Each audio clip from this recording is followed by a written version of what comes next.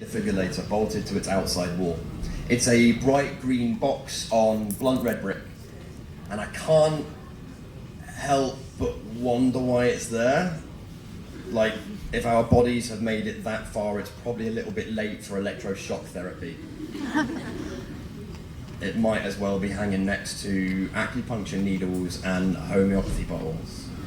Are these burly men who dress us in hearses, pomp and parade, so afraid they'll try anything to sap the life back in, like flies in a kitchen, backwards? Maybe I've got it wrong, like maybe it's gallows humor, and they wrench up our relatives in a macabre revival, then use perfectly placed pads to make them dance the funky chicken one final time. Or maybe it's a dance more current.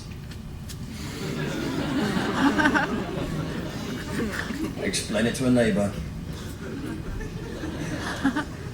Maybe bereaved families just want one last wave from their dearly departed before they are gone. And maybe funeral homes know something we all don't about the coming zombie apocalypse.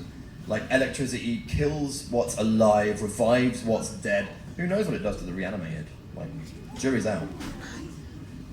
Maybe it's something far more sensible, like heart attacks caused by grief and love. Love is one of the strongest bonds known to man. It is why falling in love can feel like gravity just gave up, and why heartbreak can feel like being ripped apart, one atom at a time, each one a nuclear explosion, a billion microscopic mushroom clouds, and why, on a sunny day in Kent, I saw my dad cry for the first and only time at my grandmother's grave. After a decade of being bedridden and barely present, what was left of her finally gave up, bringing my dad to his knees, weeping at the hole in the ground and himself. And why, after 10 years, at least 10 years of military service, jumping out of planes, and a near-death experience that left him scared to get back on that Pegasus, his Kevlar face cracked when he pulled me and my brother to the side and explained, if he ever ended up the same, we were to take him on one last flight, knowing he could not pull the parachute, and let him jump. I am not strong enough for that freefall.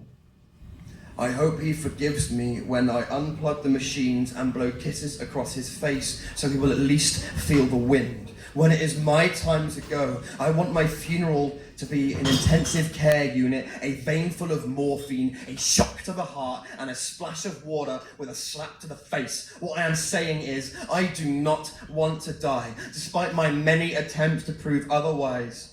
Like the countless times I've started smoking again, the fortnight I couldn't get up for work until I'd had at least 2 pints, and that time I nearly drowned because signs that say no one under the age of 16 is allowed near the wave machines actually read "challenge accepted" to anyone actually under the age of 16.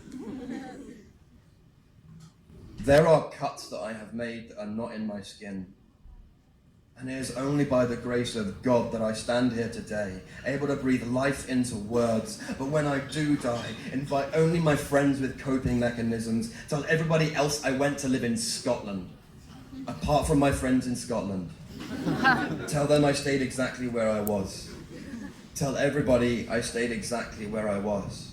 Locked in the limbo between heartbeats and bereavement, in fact. No. Do what you want at my funeral. It's not for me. It is for the survivors and those of us yet to let go. So let this be a contract between me, you, and the whole room. Do whatever makes you smile. Cover me in funhouse goo. Turn me into a twilight vampire with a bucket of glitter, and then fire me from a cannon. My only request, now that I think about it, just make sure there's a defibrillator at the funeral home. Because if I do have to go, I am going to go out dancing.